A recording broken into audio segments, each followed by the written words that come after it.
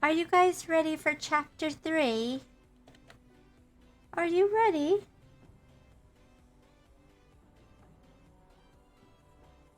Should I? Maybe I'll sit on the other side of the bench because I want to get the book floating in the background. Yeah.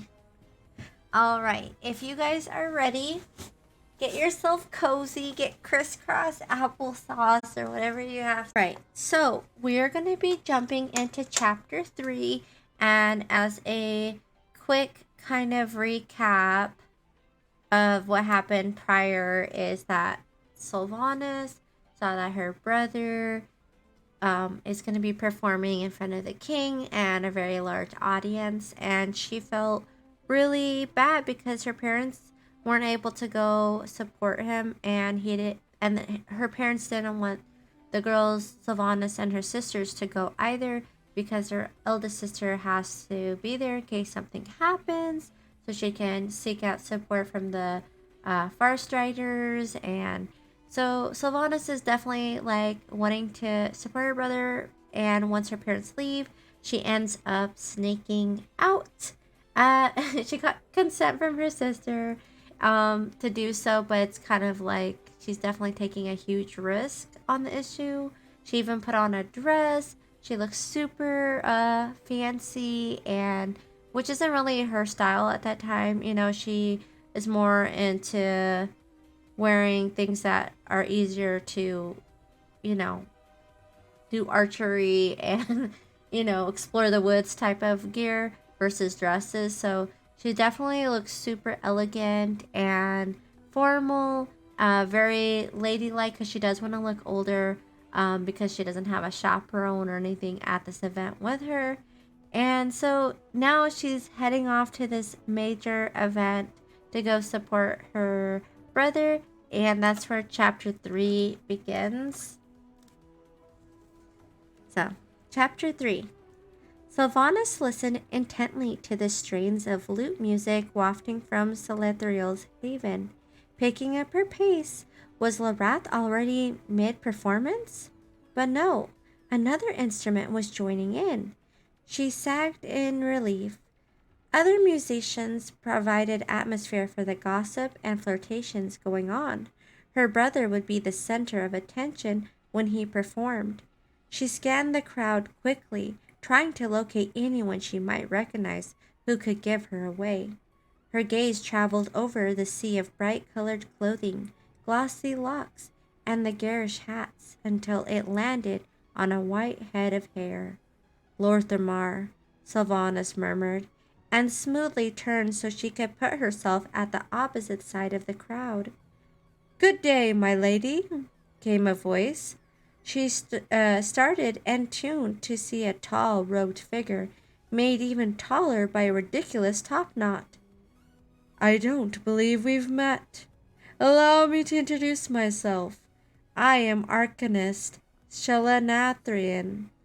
Sylvanas ducked her chin so that the hat's wide brim would cover more of her face. "A pleasure, sir. I am Lady Renaria. Perhaps you know my cousin, Lady Alana?" She'd make up the names on the spot. It was safer than claiming to be anyone who actually existed. Shanathrian's brow furrowed, then smoothed out. "Ah, yes," he said, "Lady Alana." Sylvanas restrained herself from smirking. "It is a warm day, Lady Renaria," her would-be suitor continued. "Might I get you a cool drink?" "That would be lovely," Sylvanas said. He bowed and threaded his way through the crowd, top-knot bobbing. The instant he turned his back, Sylvanas headed in the opposite direction. She was surprised at how many people had turned out, and was even more glad she had decided to sneak in. Larath was brilliant, but he had never performed before a crowd this large. He'd be so happy, too. "Sylvanas!" She whirled at the sharp whisper, terrified someone had recognized her.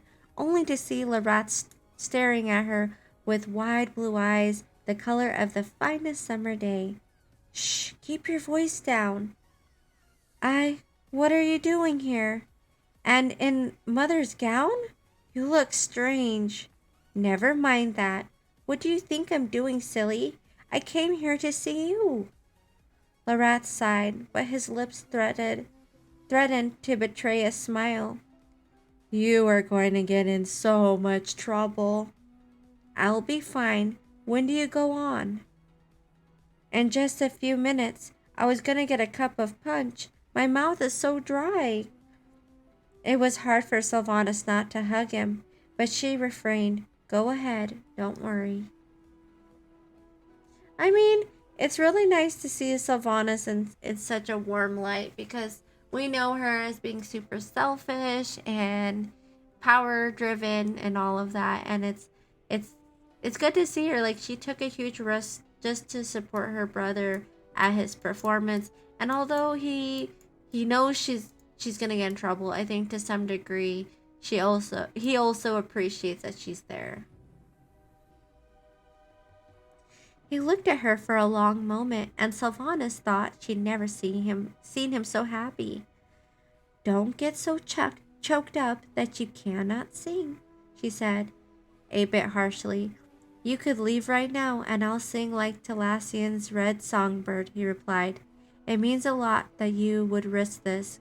You are my favorite sister. You say that to all of us. Well, yes, and it is true. It's just truer with you.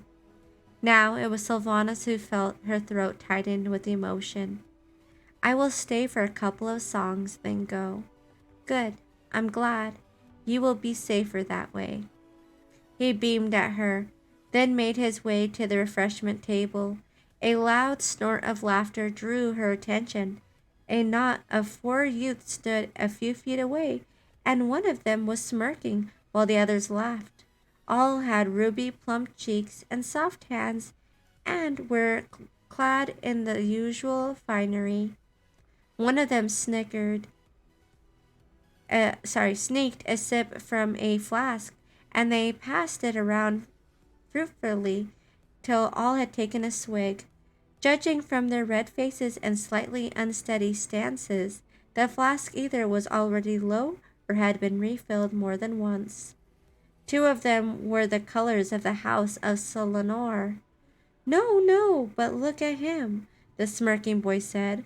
Sylvanas recognized him now as Aravan, one of the younger nobles. He inclined his way toward the punch table, where Lerath was ladling a cup of melon juice punch. If I tap him on the shoulder, he would probably fall over. Sylvanas pressed her lips together, suppressing a retort, but her fists still clenched. She glanced at Lerath, who was moving back in her direction. He just had growth spurt and now was taller than anyone except their father. He wasn't weak. His body just hadn't caught up with his height yet. So basically... Clappleby! Hello, Esther! Esther, hello! So good to see you. So good to see you, Clapple. How have you been? And Claudia says, well, that kind of changed her. Oh, you're right. It did. It changed her a lot. And I feel like even prior, even like the storyline of what we see here, we saw her as an adult.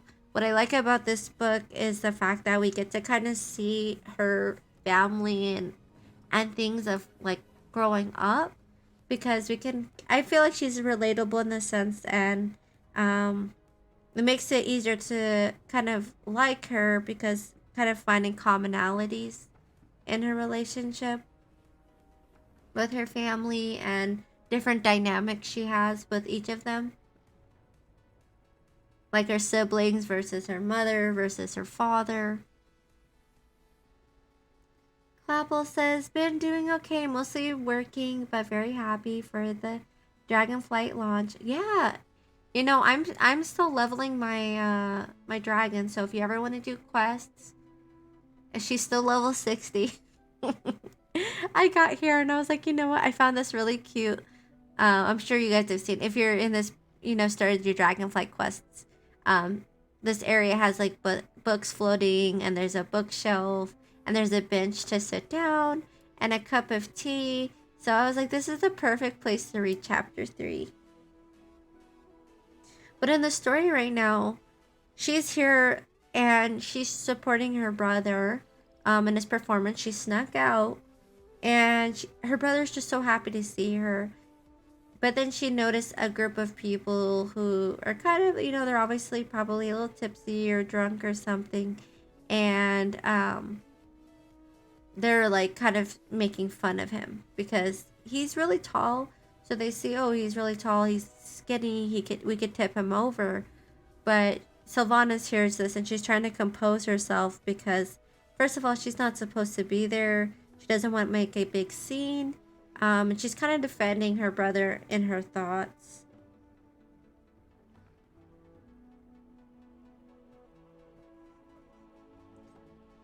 Aravan wasn't done. I hear they tried to teach him how to fight, and he was terrible. Absolutely useless. The rat stopped in his tracks. But isn't his mother Ranger General? Another boy asked. Yes. That's what makes it worse. They have to be so embarrassed. Quite deliberately, Larat squared his shoulders and strode to the front area. Sylvanas's heart thudded almost audibly in her ears, and her body was taut and bowstring. Oh, but he plays the flute, said Aravana's brother Redrus. I'm sure that will be handy in a duel. Now, brother, he does not have to fight. He can just sing a tragic song about the battle. The words stung so badly because they were true. Larath couldn't learn to fight. The child who was so coordinated, he could even dance while playing the flute became clumsy when musical instruments were replaced with instruments of war. Sylvanas felt Larath's shame and hurt wash over, and through her as keenly as if it were her own. Then came the anger, hot and dangerous. And then an icy coldness settled in her chest. She took a deep breath, and she could manage with the tightly laced gown, glanced over at the laughing boys one more time to brand their images into her brain. Then moved with the throng toward the pavilion. She would make them pay for the hurt they caused her brother, but not now. Sylvanas would do nothing further to harm Larath's composure. She only hoped that the hateful words spewed by the vermin spawn had not disheartened little Lord's son enough to ruin his royal debut. With the skill of a tactician, she scanned her battlefield, Lord Thamar smiling at a nobleman, her prey still drunkenly boasting, and with a little chuckle, Porus Shalatnathrian, who was carrying 2 cups of punch and scanning the crowd to find her. That's already kind of... It sounds already that it's... So she's at this party. The guy who initially approached her, the suitor, who wants to woo her, she kind of, she doesn't want to give up her cover. She doesn't want to say who she is. And she's trying to find her brother. So he gets kind of left out. And then she's walking and she hears these guys making fun of her brother. And it's one thing for her to hear them talking about him. But the fact that her brother also heard them right before he's about to perform in front of the largest, group that he's ever performed in is nerve-wracking. But also it pained her. And you kind of see I feel like a little bit of Sylvanas's bad side, I guess, or dark side. The fact that she's like so angry, she's like making a mental note that she's gonna get them later. But at least she's conscious enough, or I guess aware enough, that this isn't the place or the time to do that. Because at the end of the day, if she were to let her anger take over her, she would probably further embarrass her brother. So she chose not to do that. But then she kind of refers back to Shanathrian, who's the suitor, the one from the beginning, who went to go get her drinks, and he's looking for her, and she looks like there's all this kind of chaos going on. Of she just came here to support her brother, and I feel like it's turning into something more than that. Things are starting to kind of look like hopefully nothing goes wrong, but definitely a lot of potential interferences from her initial reason for being there.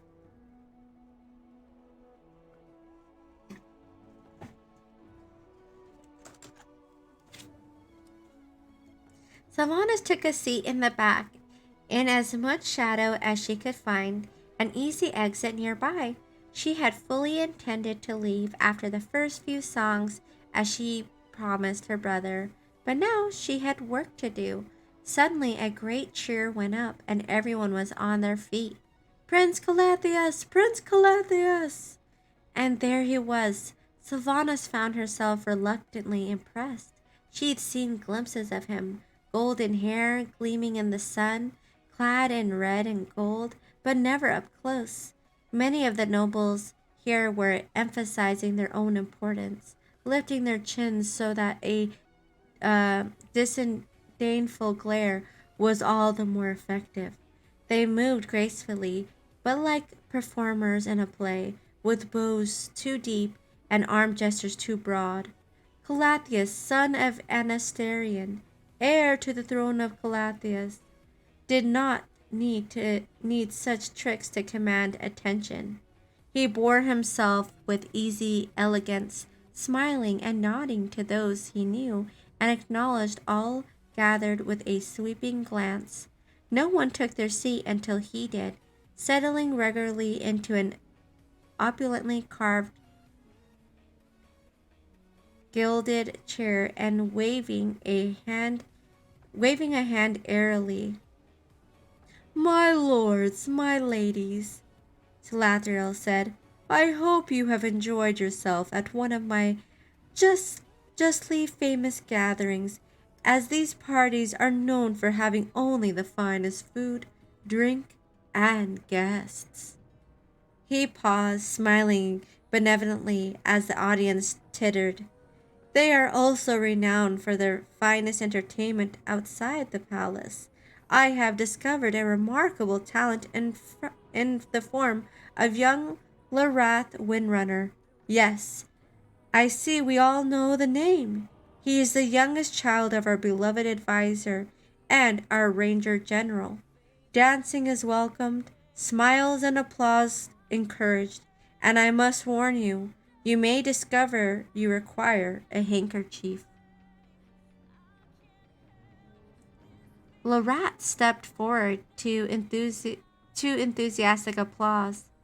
He is thin, Sylvanas thought, and slight, knowing of the cruelty only a few moments old. Sylvanas thought Lorat looked alone and vulnerable on stage. He bowed gracefully, lifted the flute to his lips, and began to play. So here she is, the suspense feeling. She's thinking, oh my goodness, here's the moment. The crowd is cheering and everyone is feeling, the anticipation because the Windrunner name is so well known. And so they're just excited to see him go on to see who is this. He's the Ranger General's son and the part of the Windrunner family. And as Sylvanas, being his sister, was just very nervous because just a few moments ago she heard some people who were saying really hurtful things, and so she's just sitting there in anticipation. Closet says no pressure, lol. I know, right? I can imagine it because how sometimes you see a family member and they go on stage, I don't know, I guess from when I've seen family members go on stage, I always get that, whether it's a graduation, whether it's a performance, it doesn't matter. I always get nervous. After the first few hauntingly sweet notes, the crowd was his. They stopped their chit-chat, their fan waving, and leaned forward, faces rapt. Even the boys who had said such cutting things were silent now. Sylvanas allowed herself a slow smile. No one could do what Lerath did. It was good the youths were seeing the power her brother could wield, but it wasn't going to save them. After the first song, Sylvanas stepped back into the shadows. No one was paying her any attention. She lifted the cumbersome skirts and ran back to her hawkstrider, opening the saddlebag and hoping she hadn't removed the item she sought. Her fingers closed around a small leather pouch. "This will teach them to beware what words leave their mouths," she said, and patted Snap. By the time she returned, Lerath had paused for a break. Sylvanas was pleased to see that a not inconsiderable crowd had gathered around him. She regarded him fondly, then turned to her mission. There had been 5 of them, 5 who had pointed and laughed at someone they previously perceived as lesser just because he had more talent and brains than muscles. 5 who had assumed that just because he couldn't fight, her little lord's son was worthless. There were several areas where food and punch had been laid out. Sylvanas moved toward the least crowded one, checked to make sure she wasn't being observed, and began. So Sylvanas is I thought she was gonna wait. I thought she was gonna wait a minute before she before she got her revenge on these kids, on these boys who made fun of her brother. But it seems like she took the moment to see everyone was distracted, and basically she's up to something. We know she has something in her pouch. She's going for the punch. I hope her brother and other people don't get caught up in it. She moved quickly, filling 5 delicate glass cups with the light green beverage. So she specifically chose those boys, their cups. Opening the small pouch, she dropped a pinch of powder in each one, then tucked the pouch back in her bodice. It would have been easier to ask a server to give the beverages to the youths, but Sylvanas relished the task too much to surrender it to another. Setting aside the cups she had prepared, Sylvanas picked up 2 of them and went to the boys. They were flirting with 2 vapid-looking young women who gave Sylvanas a glare as she approached. She ignored it, smiling at the pair. "I saw you all from over there and thought you might like something sweet." "Thank you, my lady," Aravan said. "Why, yes, we're parched." Sylvanas smiled prettily and then to their dismay, returned to the table. Threading her way through the crowd, she came to an abrupt halt, her eyes going wide. Lord Sarathiel and Lady Elarisara stood beside the table she'd come from. She'd only been gone a moment, but in their hands were 2 of the remaining 3 drinks. Dee.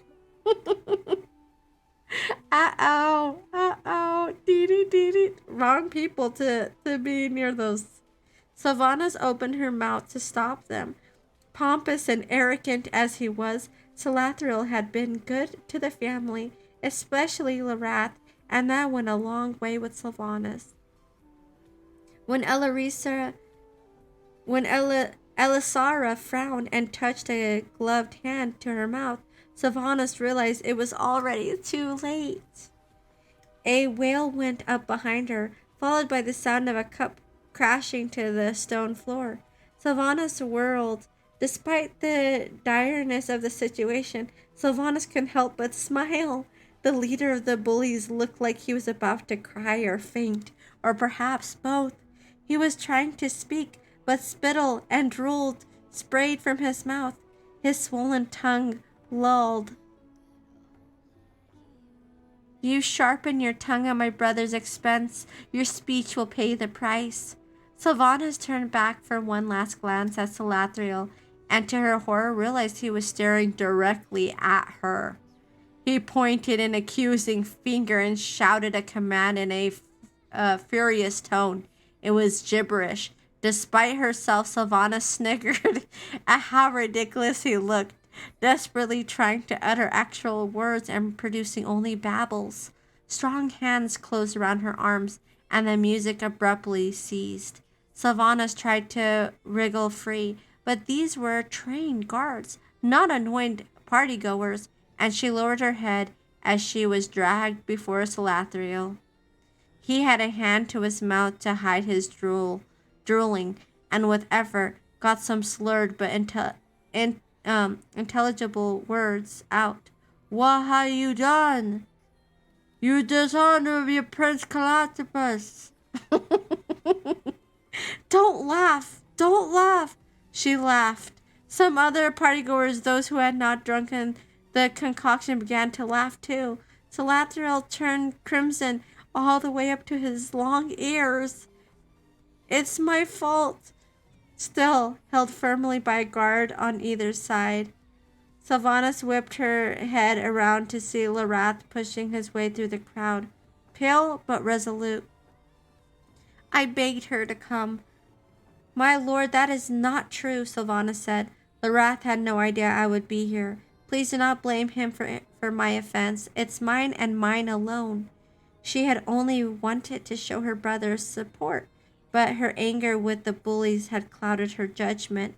The Lord's face turned thunderous. He pointed at Larath, Sylvanas, and the main party entrance. With effort, he said with only the slightest slurring, Never come back.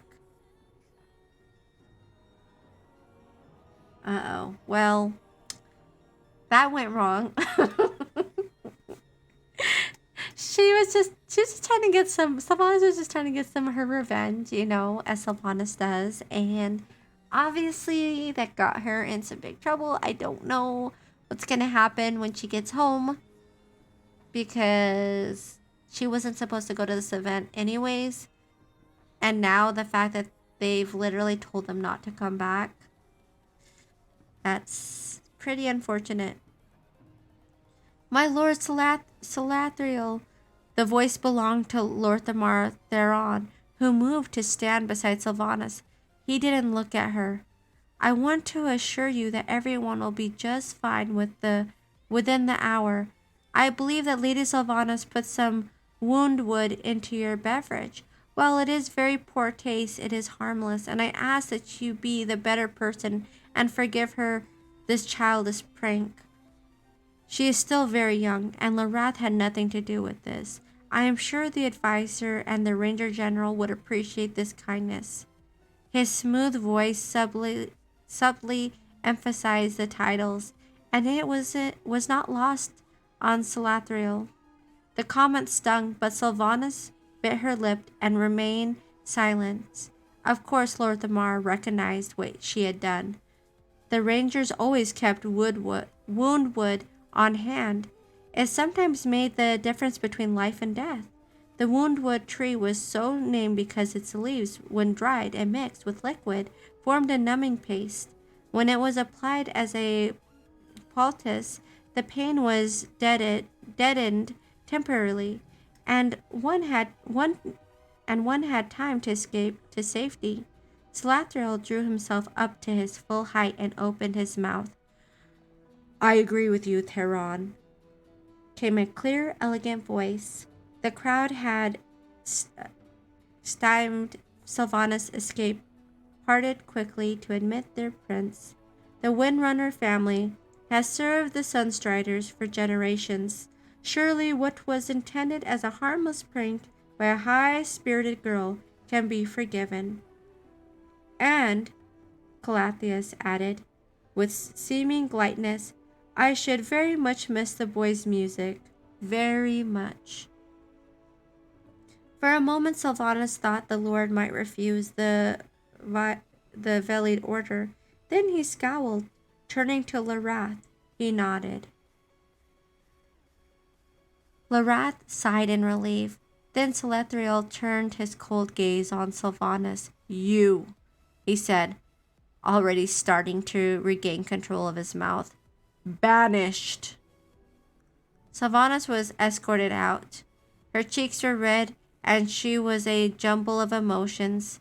Instead of going home, she tethered Snap to a tree and sat along a boulder on the road back, waiting for hours until, at last, she saw Larath approaching. He reined in his hawkstrider, and they regarded each other. I ruined your debut for the prince, Sylvanas said. That was the last thing I wanted to do. Larath's usually open face was closed and wary. I know you meant that. Is everything all right now? Yes, he said. The prince was extraordinarily kind.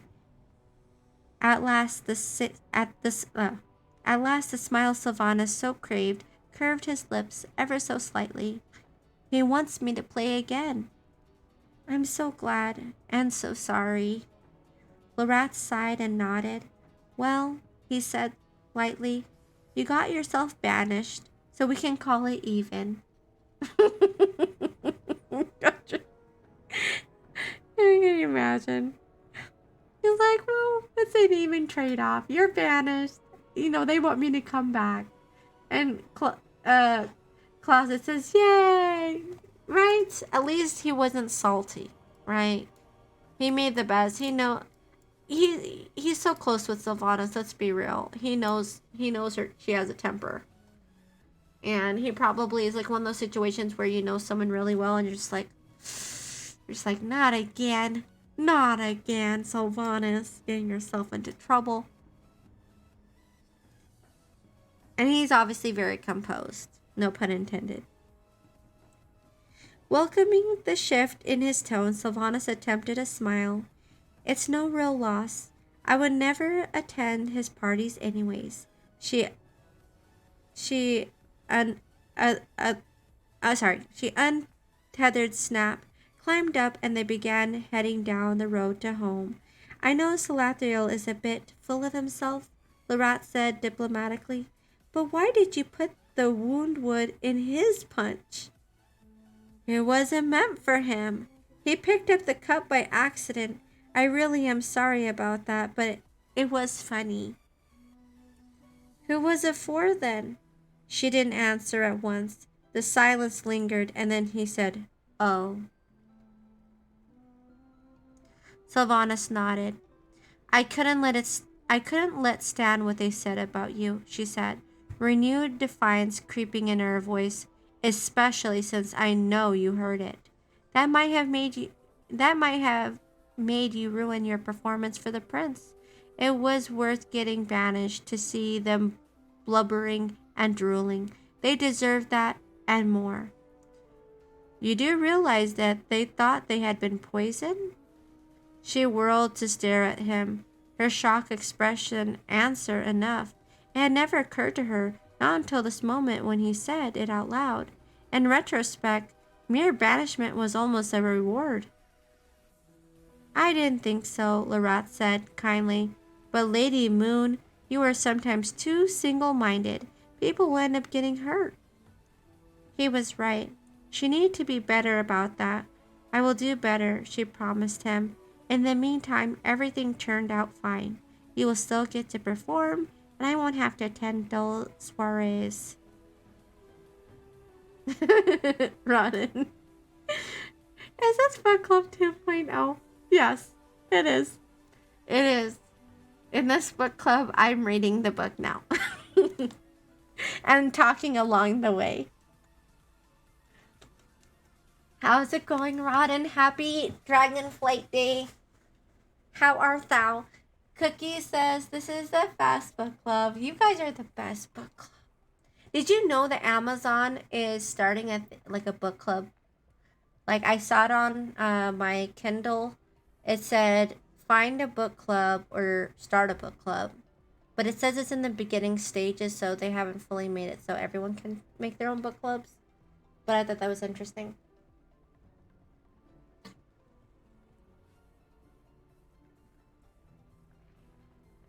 Kiki says 7,400. You are now friendly. Woo, woo, woo. I'm friendly. Woo, woo, woo. And isn't this place the perfect place to read a book? We have tea. We have, you know, cute books in the background floating around.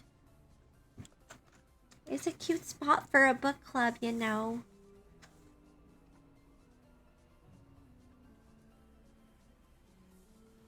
Sylvanas had expected a chuckle, but Larath felt silent. Dusk was coming, and Larath's face was growing harder to see.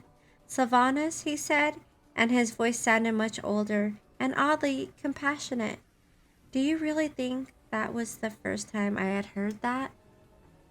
Her eyes widened. Oh, Larath, no. It happens every time I play. Someone always points out that I must be a disappointment of the family, that I am too weak to be worth anything. And, he paused, what if they're right? How could he think this? How could he not know how deeply his music affects people? How his family was in awe of his skill? Larath, no, that's not true at all. Maybe I should spend more time training. I should learn how to fight, to defend myself and others who can't. Become a ranger. Just like the rest of you, saving people is much more important than just entertaining them. Rodden says you're kind of small to eat at that table. It's a bench. If anyone wants to join the bench, you know, Rodden, I would be happy to invite anyone to the party. You can come sit on this bench with me while I read to you and we share stories. The real RP experience over here.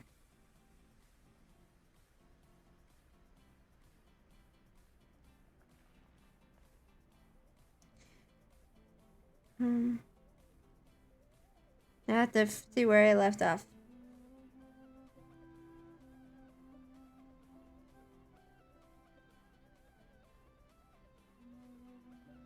Okay.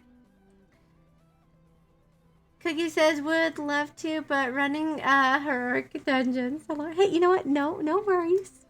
You're with us listening to the book club from your dungeon. Just like the rest of you, saving people is much more important than just entertaining them. A shiver went through Sylvanas. A shiver went through Sylvanas. The thought of Larath fighting a troll, being chased by a beast as Ilaria had been, injured, maybe dying? No, she couldn't bear that. He had gifts she couldn't comprehend, only marvel at. His warmth and kindness were always a balm to her, to the family, to everyone who heard him sing or play, or even simply saw him smile.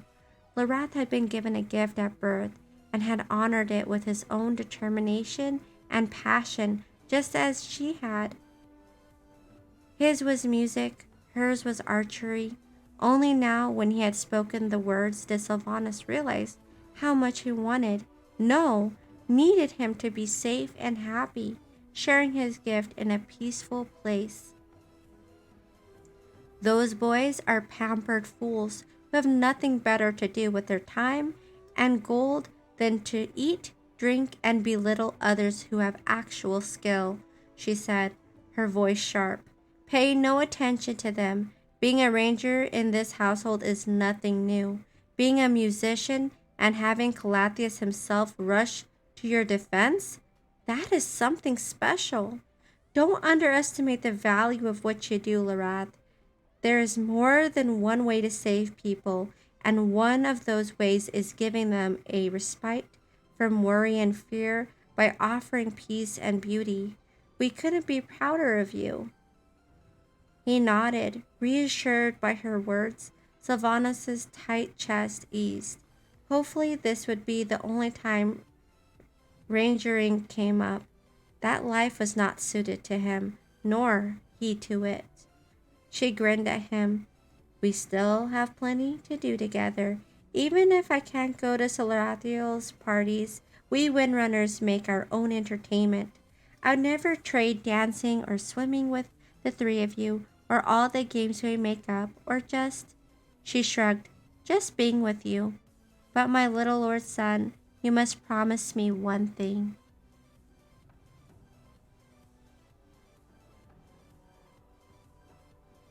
Cookie says this game needs a bard class. That would be pretty funny. How would that, I guess that, would that just be an RP class then? Like if you were a bard, you're like destined to go perform at the ends? He was smiling now too, and all was right with her world. Name it. Don't get so important you don't want to play for me anymore. That's such a sweet thing for her to say to him. She's such a good sister, honestly, like the way, at least to him, she was before everything. I just love the way that she expresses and supports him. And on top of that, just helping him get the confidence to do something and feel proud about what he can do and not have to feel like he has to be a ranger because all of his family members are rangers. He says bards exist in some single-player games. They're largely a support class, providing buffs through songs. Oh, that's a good idea. You should send that to them, Cookie. I would play a bard. I would. I feel like that would go with my character. He laughed, a sweet sound, a bright sound. Never, Lady Moon, never. Sylvanas felt the weight of the day's events lift. Like a heavy pack dropped with a relieved sigh, she and Larath were quiet as they walked up the ramp to Spire, but it was warm, comfortable silence, until they had sharp words cracking like a whip, dispelling the stillness of the evening and the tranquility so recently restored. You cannot be serious. It's your birthright, Ilaria. The eldest Windrunner has always become Ranger General. I don't want something given to me just because I happen to be born first. I want something I've earned. Ilaria's voice rose. Sylvanas glanced at Larath after they'd been through today. This was the last thing she wanted Larath to endure. They moved quietly inside, intent on going to their rooms, unnoticed by the arguing pair. Sylvanas glanced in the direction and saw a small figure sitting beside the cracked door. Verisa put a finger to her lips, then beckoned them over. Moving silently, the three children sat and listened as their mother and Ilaria quarreled. Did you think I made your trial so difficult and dangerous because I hoped you would fail? No, of course. Then why? I wanted you to feel you were worthy. I wanted you to know that. Sylvanas felt her face turn red. She had hoped that her error made years ago for the best of reasons had been forgotten. Clearly not. So now it's referring to what happened in the beginning of the story. Sylvanas was thinking after all this time had passed that hopefully her mother's resentment regarding the trial kind of being interrupted by Sylvanas. She thought it would be over by now, but obviously it's not. That anger is still there. And poor Ilaria, she's wanting to feel validated for her position. She doesn't want to feel like she's getting this as a birthright because of her mother being the Ranger General. She wants to feel like she's earned it. And so they're having a fight. After, Sylvanas and Larath just got back from all of this craziness. And already another major event is taking place. It just doesn't feel right, Ilaria said, her voice slightly quieter. Larissa sighed. I see you, closet. Sad face. I know. It just doesn't feel right, Ilaria said, her voice slightly quieter. Larissa sighed. It can feel intimidating at times, but do not doubt, you were born to do this. It will feel right once you step into the role. It did for me. The three siblings looked at one another, confused. Did that mean that once Larissa had not wanted to be the Ranger General? That's their mom. So now they're seeing kind of a different light to their mom. For a long time, the mom seems very by the book, systematic in her intentions, and they're probably finding that she's a lot more like Ilaria and like them, but they just haven't really got to see that side of her until right now, where Ilaria is not feeling like she's capable of the role, and her mom Larissa is comforting her that she didn't always feel like she was in that role until she got into it.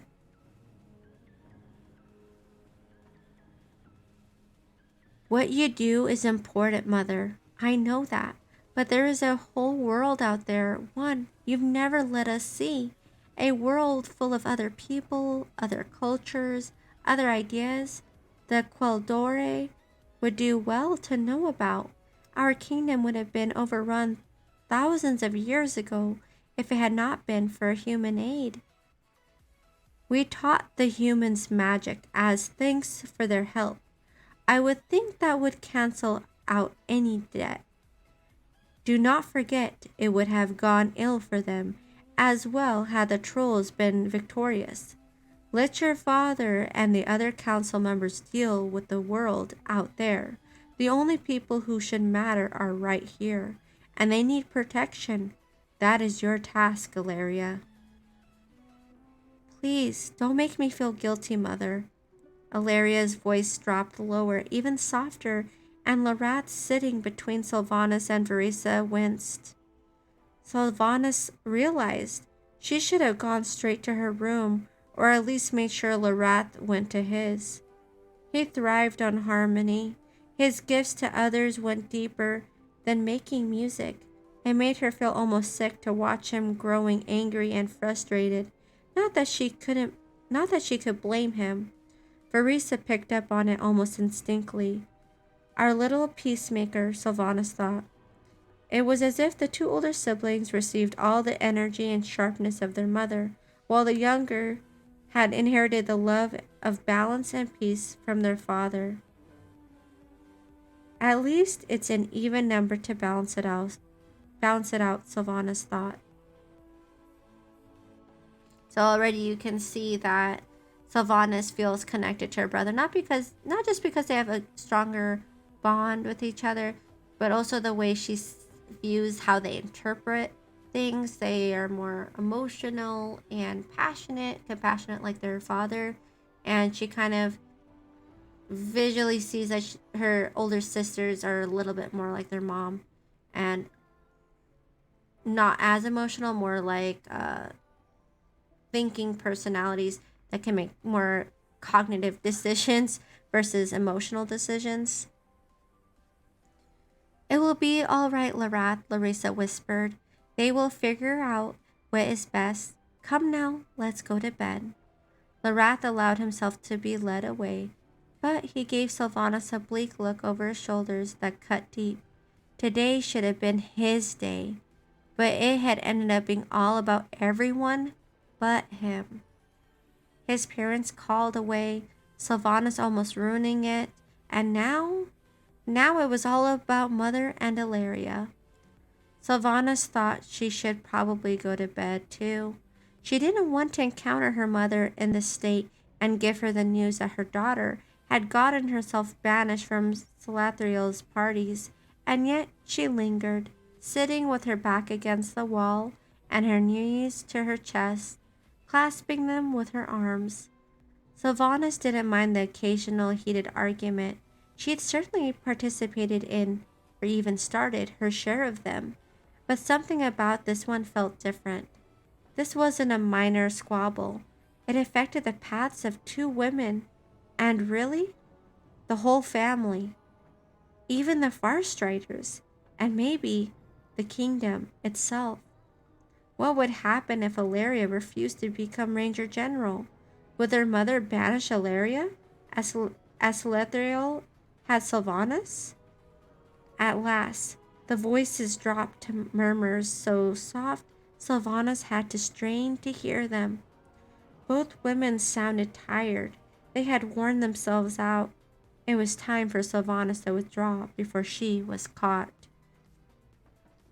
She took a deep breath and headed to her room. A few minutes later, with the covers pulled up to her chin, she lay on her side and looked out the window at the dark, blue-black sky with scattered shining stars. She would make it up to Larath tomorrow, she told herself. They'd go to their favorite spot with a picnic and stay till the fireflies came. A memory stirred. Larath, 4 years old or so, piping a song as the fireflies drifted and blinked in the lavender twilight. Look, Lady Moon, he had crowed. Even the stars have come to dance. If ever the stars would come to dance, Sylvana whispered, it would be for you, baby brother. Only for you. Aww. That is so sweet. That is a really sweet way to end the chapter.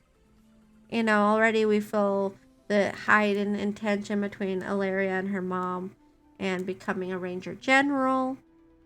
But again, the chapter is ending like, even in the midst of stress, it shows that Sylvanas, when she sees her brother, it's like a point of peace. It's like a tranquil place. The memories and the things that she has of her brother is not sour. Like, she doesn't, when she thinks about her brother, she doesn't think of negative emotions. She thinks about dancing stars. She thinks about the time they spent together when he was a baby, and how when he was little, he was even, you know, had harmony when he sang.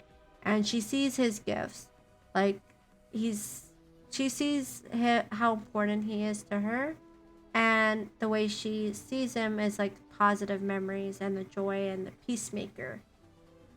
So it's, I hope he does okay in the rest of the chapters, because I'm just wondering, like, I can't imagine, you know, how Sylvanas would be if she ever lost her brother, or how that would play into who her character is as a, you know, into the Shadowlands and Battle for Azeroth.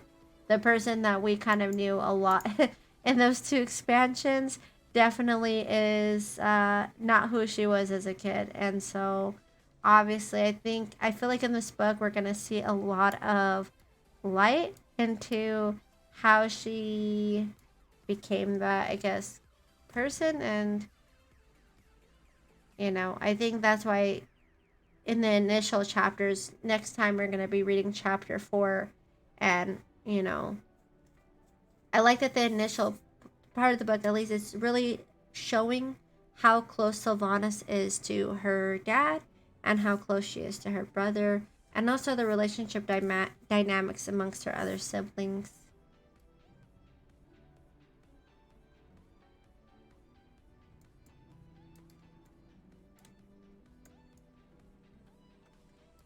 But I wonder what's going to happen in chapter 4. I don't know. We will find out.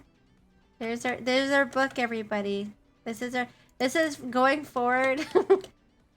Going forward, this is going to be our new book reading inn, because it's in Dragonflight. If you want to come visit this inn, it's like literally on Dragon Isles.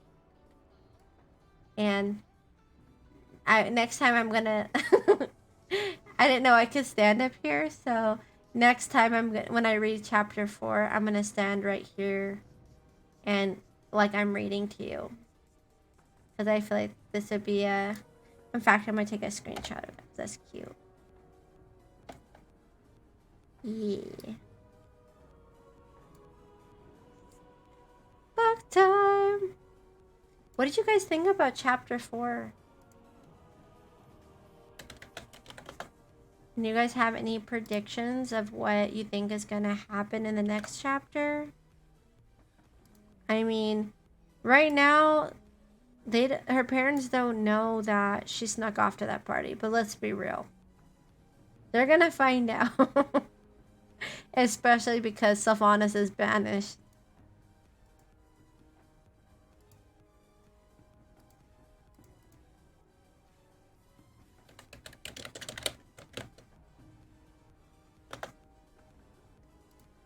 And Closet says lots of tension, right?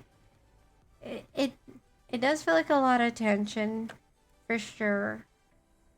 And I feel like it's gonna get a lot worse before it gets better, as far as the tension goes, because already her dad has been kind of going out on a limb to defend Sylvanas to her mother, and now it's kind of like how is he gonna defend her now that she's completely humiliated them, which, you know, in their family the reputation is a huge deal. So for her to publicly embarrass and to get herself banished, you know, that's not easy. Closet says, I hope they give us a break next chapter with no more fights. That's true. Maybe like an adventure. Like, it was fun to hear Sylvanas going to the party, you know. But again, it ended up in her, you know, taking out her revenge already on those bullies. Maybe that could have been pushed into the next chapter. Give us a little break at the party. But I have a feeling it's gonna get messy in the next chapter, just because right now her mom is already upset that Illyria doesn't want to be the Ranger General to some degree. And when she finds out what Sylvanas did, whew, they all know she's gonna be in big trouble. Rada says, I would be more worried if she didn't want to sneak out to a party. Well, see, okay, so Rodden, the reason why she snuck out to that party is because she wanted to support her brother.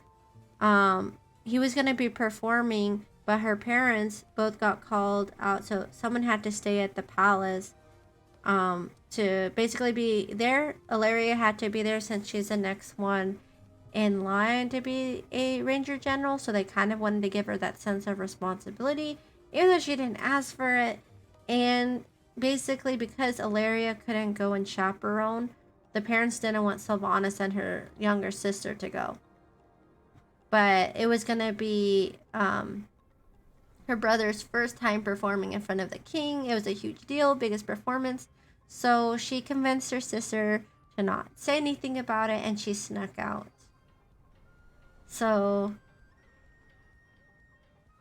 you know, at that time too, her intentions were to be supportive, but while she was at the party, she heard some people talking down about her brother's look, like saying he looks weak, he doesn't look like a ranger, whereas, like, you know, his mom is a Ranger General, and kind of poking fun.